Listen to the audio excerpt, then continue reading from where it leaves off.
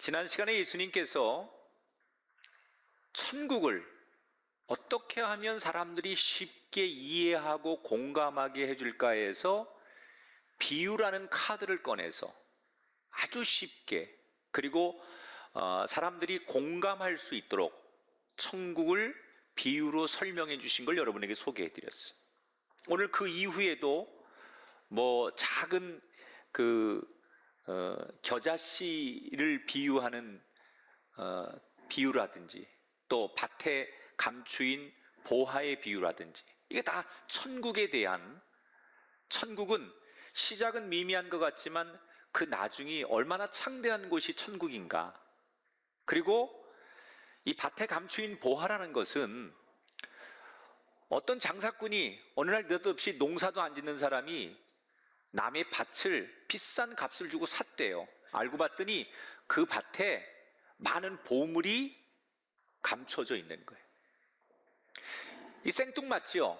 근데 예수님 당시만 해도 유대 사회에서는 지금처럼 은행 제도가 없었기 때문에 자기의 귀한 것을 보관하는 가장 안전한 보관법 중에 하나가 자기가 소유한 밭이나 땅에다가 이걸 묻어 놓는 거예요.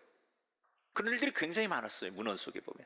그래서 아마도 어떤 사람이 귀중한 물건을 가장 안전하게 보관하고 싶어서 자기 밭에다가 그것을 숨겨놨던 것 같아요. 그런데 이 사람이 갑자기 죽었든지 전쟁에 불려나갔든지 이 주인이 행방불명이 된 거예요.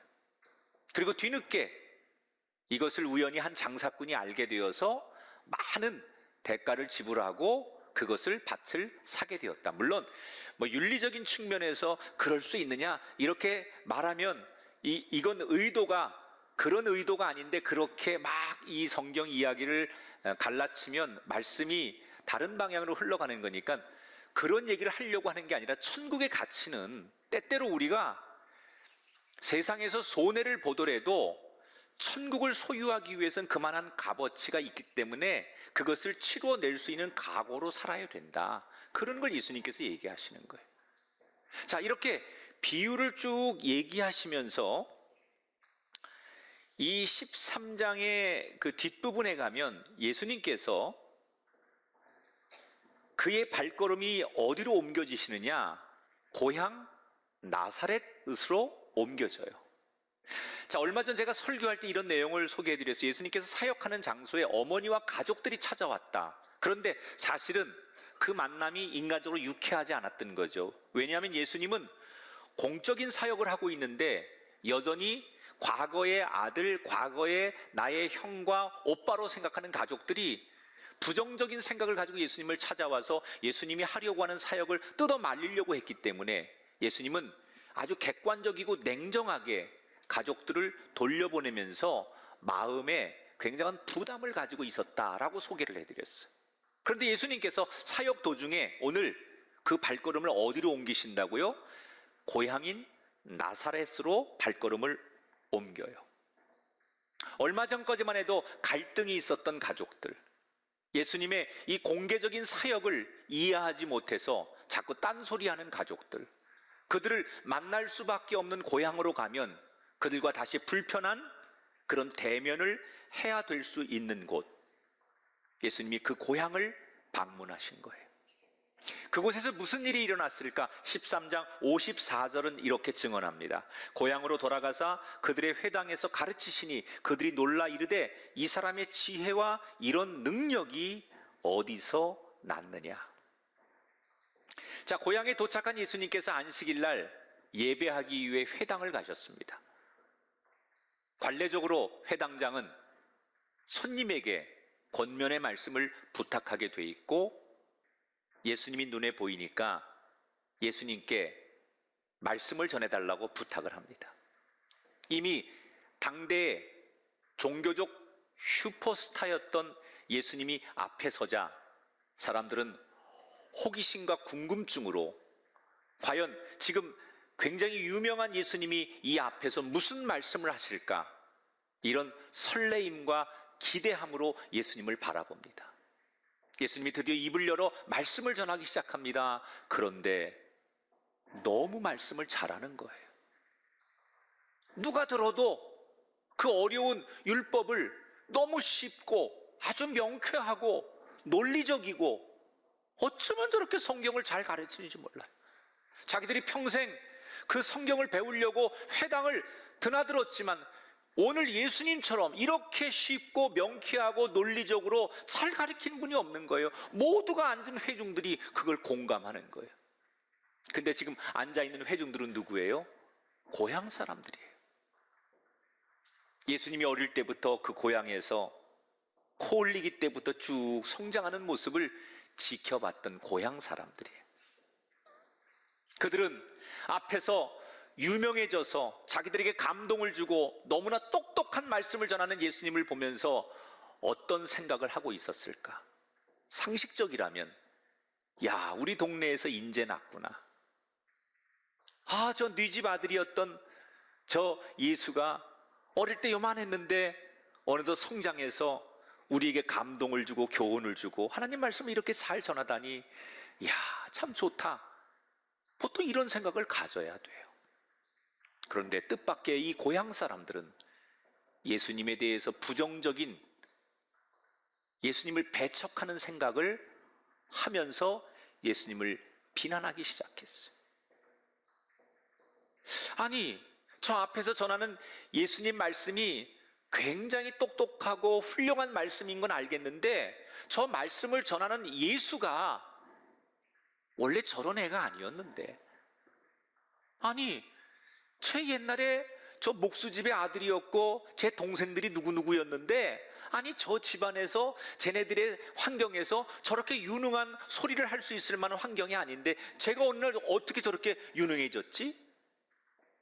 사람들은 자신들이 가지고 있는 선입견, 자신들이 본 과거의 기억만 가지고 예수님의 가문과 식구들까지 꺼내면서 예수님을 인정하고 싶어 하지 않는 거예요. 자기들 기억 속의 예수님은 과거에 하찮은 존재였어요. 아주 가난하고 그 나사렛에서도 못 사는 집안, 그 아버지가 몸으로 먹고 사는 목수 일을 하며 사는 하찮은 직업을 가지고 그 아버지를 따라서 살던 그 아들 예수가 어떻게 저렇게 우리를 가르칠 수 있는 유능한 선생님이 되었단 말이냐. 훌륭하게 변화된 예수님을 지지해주고 반겨주어야 할 고향 사람들은 오히려 다른 어느 지역보다도 예수님을 더 비난하고 비방했어요. 왜 그랬을까요?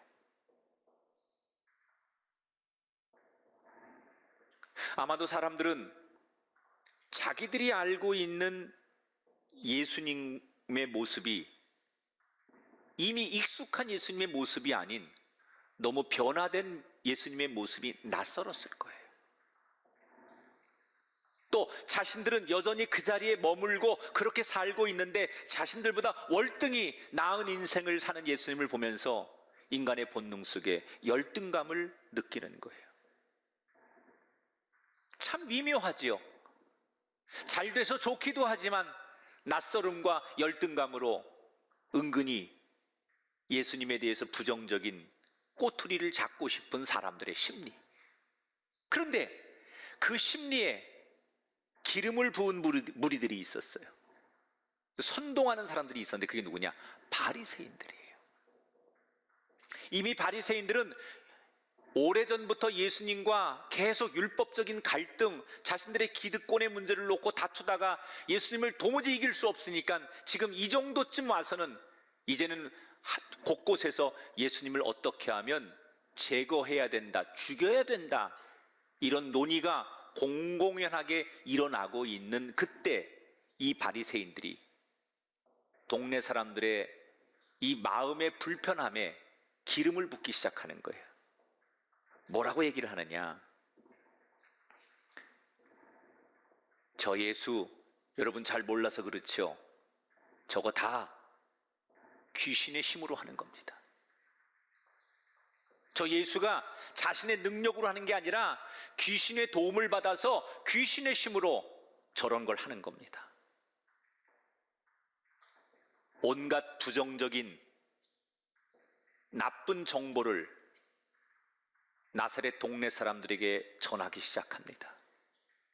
가뜩이나 불편한 마음으로 자신들의 선입견을 가지고 예수님을 그렇게 퀘션 마크로 바라보던 이 동네 사람들이 바리새인들이 하는 얘기를 듣고 그 정보를 듣고 그들은 완전히 예수님을 그렇게 배척하기로 마음을 먹는 거예요.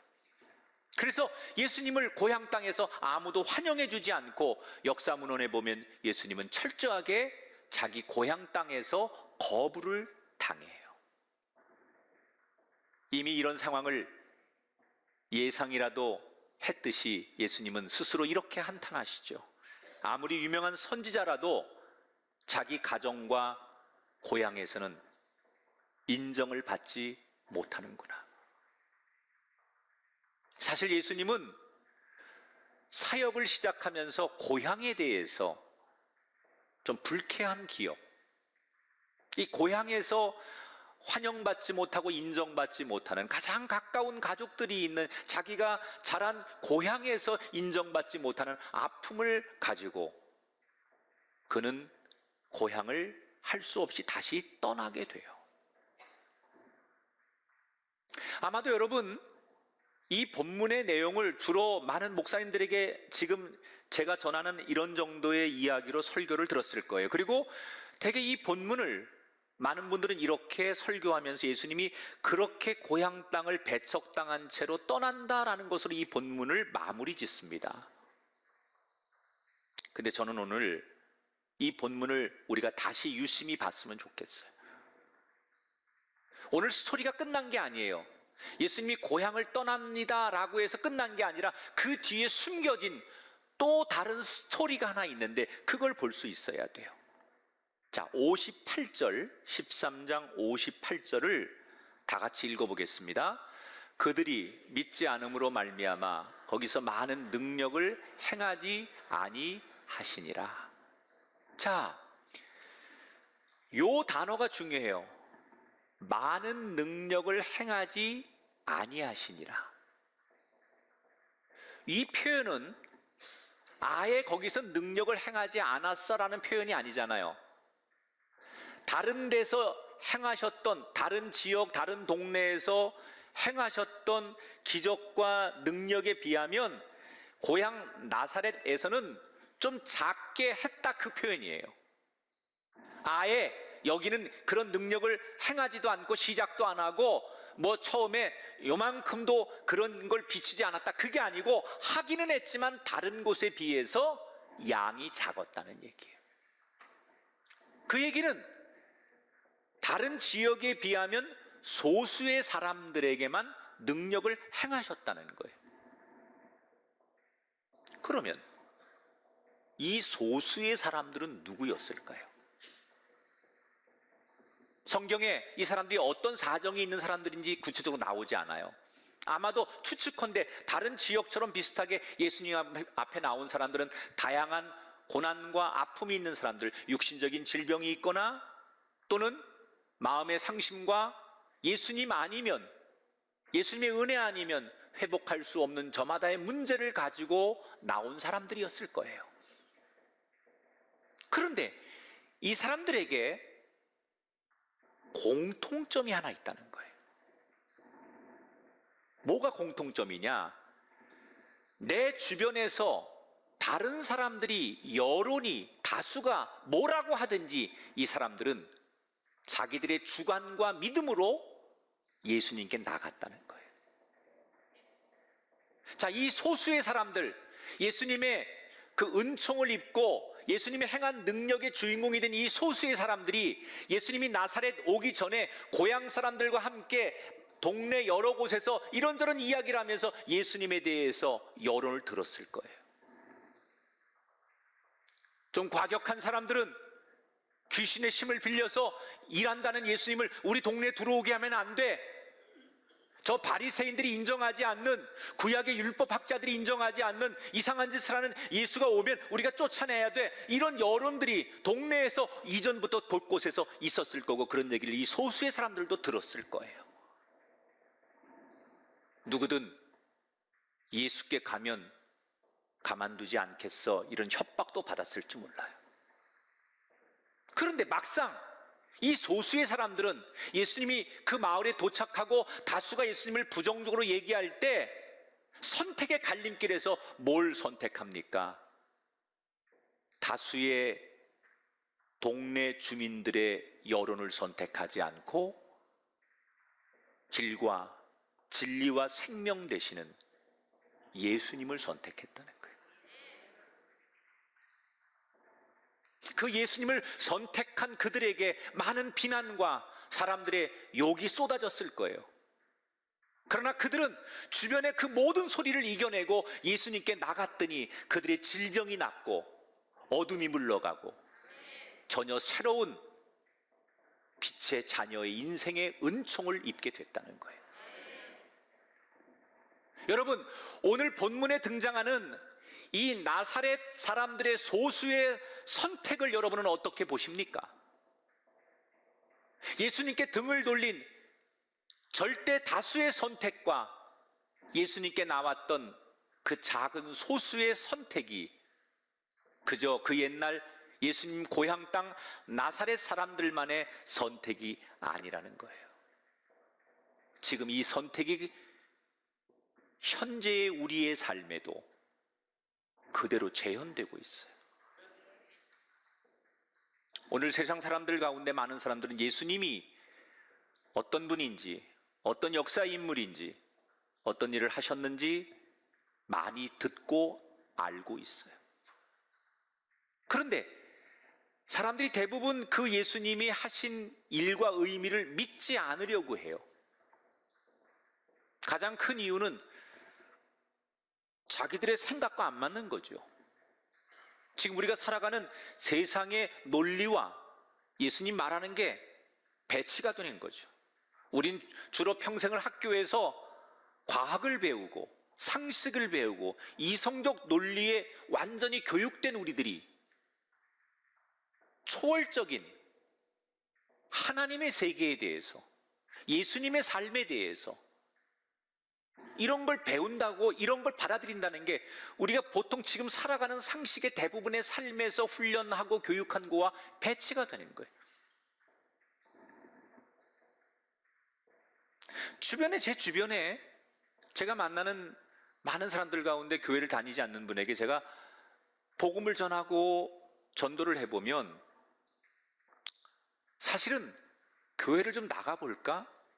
나도 예수 믿을까? 내 주변에 그런 사람들이 많으니까 그렇게 마음을 생각하는 분들이 의외로 많아요. 그런데 결정적으로 그들이 그런 마음을 가졌다가도 결국 실천에 옮기지 못하고 교회 나오지 않아요. 그 왜 그러느냐?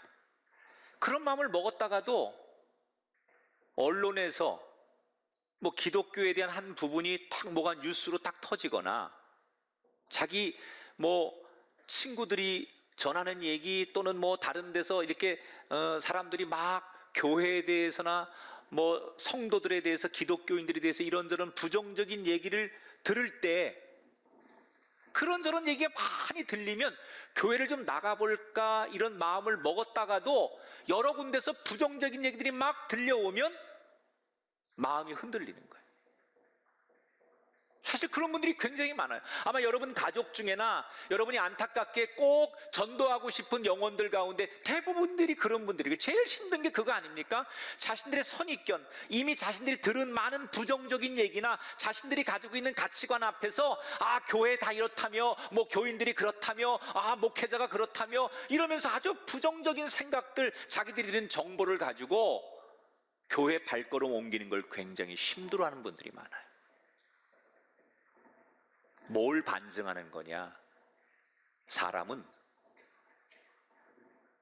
무슨 선택을 할 때 주변에서 들려오는 정보, 주변에서 들려오는 소리에 영향을 받는다는 거예요.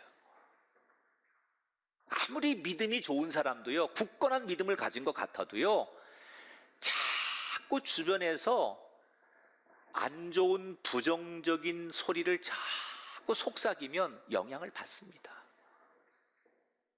대표적으로 코로나 초기 때 언론에서 좀 지나치게 만들어낸 이 교회를 향한 부정적인 여론으로 인해서 정말 좋은 신앙인들, 건강한 신앙인들이 뿌리가 많이 흔들리는 걸 봤어요.